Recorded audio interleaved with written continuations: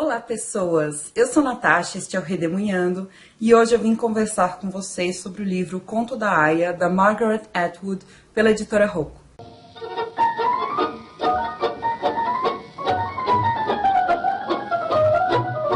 O Conto da Aia está sendo muito comentado por aí, porque agora fizeram uma série chamada The Handmaid's Tale, que é o título original desse livro, e me parece que a série modificou algumas coisas do livro. Ainda não assisti, então não tenho como comentar isso. Mas sobre o livro, ele foi publicado em 1985 e já ganhou o prêmio Arthur C. Clarke de ficção científica.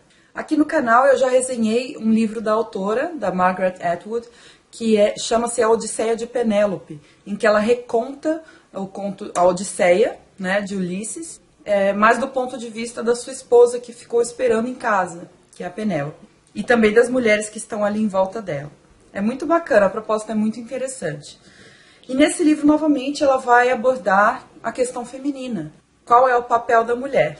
Também é um livro de ficção científica, ele é classificado como uma distopia, ou seja, um livro que se passa num futuro em que as coisas basicamente desandaram, deram errado de alguma maneira. Ele especificamente se passa num lugar chamado República de Gilead, no século XXI. Esse lugar são os Estados Unidos, que passaram por uma revolução teocrática cristã.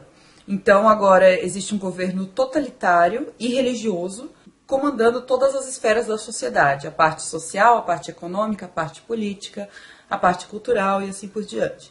Portanto, a sociedade estadunidense está profundamente modificada se a gente comparar com o que a gente conhece. Lá agora passa a existir uma espécie de modelo social baseado em castas, ou seja, camadas sociais com pouquíssima mobilidade, uma economia amonetária, uma moral extremamente rígida. E nessa sociedade, a maioria das pessoas passou a ser estéril, ou seja, a maioria das pessoas não consegue ter filhos por conta de uma catástrofe ambiental. Algumas poucas ainda conseguem se reproduzir. E essas poucas pessoas são bastante valorizadas, mas de um jeito extremamente esquisito, que é o que a gente vai falar aqui. Então vamos lá, como eu falei, é uma distopia. Portanto, possui elementos muito clássicos de distopias que aparecem em quase todas, como no Admirável Mundo Novo, no 1984. Primeiro, essa questão das castas bastante rígidas e ordenadamente separadas, hierarquicamente separadas também. Cada uma dessas castas, cada um desses indivíduos tem uma missão muito clara dentro da sociedade. A questão da vigilância, do estado de alerta em que as pessoas se põem, também é uma característica recorrente nas distopias. Aqui nesse livro, por exemplo, as mulheres só podem andar em duplas, em pares, porque o discurso é de proteção, ou seja, as mulheres só podem andar em dupla, porque dessa maneira uma protege a outra, sendo que na realidade é uma vigilância que uma exerce sobre a outra, e não uma proteção. Existe uma baixa tolerância a questionamentos nessa sociedade, porque tudo está fundado numa autoridade inquestionável. No caso, são as escrituras bíblicas. O Estado está numa guerra permanente contra os rebeldes. Então a gente vê aqui grupos religiosos, por exemplo, os judeus, os batistas, todos eles são perseguidos por esse governo principal, autoritário. Existe também a questão da homogeneização social, ou seja, você precisa se encaixar no padrão, na norma, para poder sobreviver. Quem sai do padrão é considerado subversivo e perigoso. Claro que existe a manipulação e o controle da informação, que é um aspecto fundamental de qualquer governo autoritário.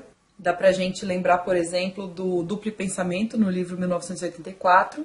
E nesse aqui, por exemplo, as mulheres não têm acesso aos livros, não podem ler, não podem escrever. Inclusive a linguagem ela foi simplificada de uma maneira que as pessoas possam ser analfabetas. Por exemplo, as placas nas ruas são feitas em forma de figuras, de desenhos, e não de palavras. Existem também punições exemplares nesse livro, né? Você mata aquele que é considerado subversivo. Enfim, todas essas características de distopias também estão presentes aqui. E é claro, como em qualquer distopia, nós temos uma protagonista bastante incomodada com aquilo que ela está vivendo. O nome da nossa protagonista é Offred. Ela tem 33 anos e faz parte de uma casta de mulheres, que é a casta das aias, que serve para procriar. Então, na verdade, ela vive dentro de uma casa de família de elite, a casa do comandante da sua esposa, e ela é mensalmente estuprada por esse comandante a fim de engravidar e dar um filho para essa família. Então, o que chama mais atenção no livro, além desses aspectos que eu já comentei com vocês? Primeiro, que os papéis de gênero são absolutamente definidos e separados. Aqui foca na questão das mulheres, né? Então, as mulheres devem ser submissas, devem ser modestas, devem ser recatadas e devem ser invisíveis, basicamente. A sexualidade e a libido são proibidas, mas ao mesmo tempo existe uma obsessão com a procriação, como eu falei. Então, é nesse sentido que eu falei para vocês que a Aya é uma figura muito valorizada e ao mesmo tempo muito desvalorizada.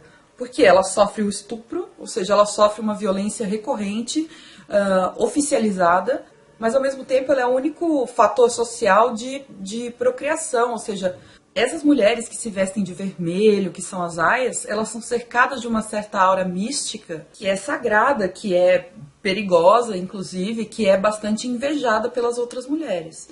Elas são, teoricamente, as mulheres férteis dessa sociedade. São elas que vão permitir a perpetuação das coisas. Eu achei o livro realmente profundamente estadunidense, assim. De vez em quando a gente procura alguns livros, por exemplo, eu gostaria de conhecer a realidade de Uganda. Que livro eu poderia ler para isso? E eu acho que esse livro representa muito bem a realidade dos Estados Unidos. Não ao pé da letra, claro, porque é uma ficção científica, porque mostra uma realidade um pouco deturpada em relação ao que tem hoje, mas dentro do livro, a personagem principal, Alfred, ela tem memórias de como era antes. Então ela descreve algumas coisas muito tipicamente americanas. Por exemplo, os bailes de formatura que acontecem nas quadras das escolas, né, os proms, entre outras coisas. Esse é só um exemplo meio bobo. Eu acho que é um livro bastante representativo dos Estados Unidos, mesmo sendo fantástico. Outra coisa que me chamou bastante atenção nesse livro é a ânsia que essa protagonista tem por contato humano. Ela tem essa necessidade de humanidade, ou seja, de toque, de conversa, de intimidade, de compreensão, de proteção, porque é uma sociedade muito individualista. Você, como o sexo e a libido são proibidos, você não pode criar intimidade com uma pessoa, nem uma intimidade intelectual, vamos dizer assim. Isso é muito mal visto. Então ela tem sempre essa coisa do sentir falta do que é propriamente humano, né? Do que nos torna seres vivos. Ela é muito carente, vamos dizer assim.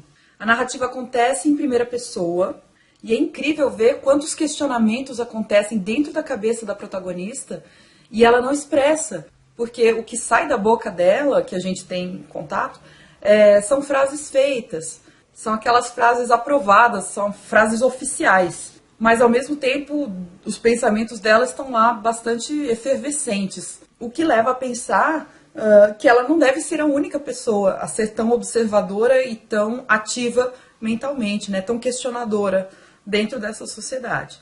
O problema é que essas pessoas ainda estão isoladas. O livro se passa no momento inicial desse golpe de Estado, então as pessoas ainda estão se acostumando com o novo sistema. Tanto que a nossa protagonista tem lembranças de como era no passado. Ela usava saia curta, coisas desse tipo. Nós não temos acesso a como serão as próximas gerações depois disso. Então aqui a memória exerce um papel fundamental. É a memória que permite essa resistência mais forte. Por ser em primeira pessoa, a narrativa é bastante fragmentada, com pequenos flashbacks mostrando, como eu falei, como era a vida dela antes. E no início do livro eu fiquei bem curiosa para saber como é que as coisas chegaram a esse ponto de tanta opressão. Também gostei da maneira como a narradora nos conta os detalhes desse universo novo e também da sua ocupação como aia, da sua vida anterior. Isso é jogado bem aos poucos para o leitor. Esse livro foi um livro do Piquenique Literário de São José dos Campos e teve bastante gente que se irritou com esse tom gradual do livro. Que a primeira parte é muito arrastada e depois o livro melhora. Eu acho que a primeira parte ela é mesmo dedicada a ambientar o leitor, mas não achei que foi ruim. Eu achei que é muito inteligente o jeito que a Margaret Atwood constrói esse texto. Porque é um texto que nos deixa, ao mesmo tempo, oprimidos. Eu me senti, desde o começo do livro, eu senti uma atmosfera opressora. Eu me senti um pouco angustiada com esse texto. E era com o texto mesmo, no meu caso, não era exatamente com o que ela estava narrando, que também é bastante angustiante. Mas eu acho que o texto dela teve esse poder. E bastante gente lá no grupo também relatou isso. Tanto que muito do que eu lia não ficava na minha cabeça, assim, de informação, de conteúdo. Mas essa forma angustiante ficava. Então eu acho que foi bastante consciente da autora esse tipo de texto. Eu acho que não foi contado de uma maneira óbvia. Nós vamos emergindo aos poucos e juntando as peças do quebra-cabeça para tentar entender o cenário total. O que é óbvio que nós nunca vamos alcançar, porque é o relato de uma pessoa só. Então, essa pessoa deve ter contado o que para ela é importante. Claro que vai ter um monte de silêncios e de lacunas de informações. Então, tem muita gente que chega ao final do livro e fala: putz, mas eu não entendi nada. Assim, ela deixou muitas pontas soltas. Ela não nos contou um monte de coisa que a gente queria saber. Sim, mas é o relato de uma pessoa. Então, provavelmente ela deixou um monte de coisa de fora, sim. É assim que acontece. Os documentos são assim, né?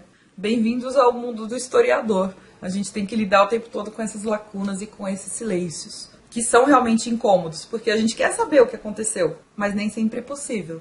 A minha sensação ao ler é como se nós fôssemos arqueólogos escavando algum sítio arqueológico e fôssemos encontrando alguns fragmentos de coisas. E foi engraçado, porque eu tive essa sensação e no final do livro isso um pouco se confirma, porque existe um epílogo que é uma palestra de um historiador. Eu não vou contar mais do que isso. No final a gente vê que essa fragmentação toda faz sentido. E isso também dá um certo ar de mistério à história, porque a gente não descobre tudo logo de cara. Eu particularmente gosto bastante da escrita da Margaret Atwood. Eu acho que ela escreve muito bem. Na Odisseia de Penélope eu também gostei do texto. A editora Rocco está de parabéns por essa edição. Eu gostei da capa, mas principalmente pelo interior. Eu achei que eles tiveram um cuidado grande com a diagramação, com as páginas amareladas. E eu falo isso porque muita gente critica a editora Rocco por alguns livros, algumas edições que eles têm, e eu concordo. Por exemplo, as edições de Harry Potter que lançaram até agora são edições fracas. Por quê? São livros com as folhas brancas, a tradução, na minha opinião, é bem mal feita, principalmente dos primeiros livros. Então eu acho que é importante a gente elogiar quando existe algum tipo de evolução nesse sentido. Rocco, estamos esperando as edições incríveis, maravilhosas, revisadas da tradução de Harry Potter. Os fãs aguardam. Particularmente, assim, eu gostaria que a história tivesse sido contada de uma maneira um pouquinho mais linear, não totalmente, mas um pouco mais, mas eu entendo a escolha que a autora fez. Assim, é só uma impressão pessoal mesmo, uma preferência pessoal. Uma outra frustração minha com esse livro foi que eu achei que algumas coisas foram anunciadas no decorrer da história, mas não se realizaram. E aí eu não posso contar exatamente o que é, porque seria spoiler, mas algumas pequenas coisas que eu achei que estavam dando uma pista do que ia acontecer e não foi isso, no final das contas. É muito legal de ver que em qualquer estado totalitário existem formas de resistência. No caso dessa sociedade, desse livro, pelo menos desse início da construção dessa sociedade, a resistência ela não é tão explícita. Existem sim muitas resistências, mas elas são feitas de maneira privada, em pequenos gestos, em pequenos pensamentos, em pequenas lembranças, porque nesse caso, esse aqui é um caso em que a memória e a história se tornam um tipo de resistência. Então é muito interessante a gente perceber como uma coisa muito pequena pode se tornar uma resistência grandiosa dentro desse contexto. Eu queria falar que algumas coisas que eu comentei aqui no vídeo são de criação coletiva, vamos dizer assim, porque, como eu disse, esse livro foi do Piquenique Literário de São José dos Campos, que foi hoje de manhã, estou gravando no mesmo dia que eu fui no piquenique. As opiniões de todo mundo acabam se juntando na minha cabeça, então a maioria das coisas que eu falei fui eu que pensei, mas algumas delas foram realmente formuladas por pessoas que estavam lá. Então essa resenha tem contribuições de todas as pessoas que estavam lá no Piquenique Literário. Eu gostei do final, eu gostei bastante do final do livro. E como eu falei, existe um epílogo. Eu ainda não formei opinião sobre esse epílogo. Logo que eu li, eu não gostei. Eu achei desnecessário, eu achei que o final é muito mais forte sem o epílogo. Ainda continuo achando isso. Mas aos poucos, eu tô começando a achar que esse epílogo é um bom acréscimo. Então, eu ainda não tenho uma opinião muito formada sobre o epílogo, assim, sobre o final dos finais mesmo. De qualquer maneira, eu queria falar que é um bom livro. Eu dei 4 estrelas de 5. Eu acho que o hype tá muito grande.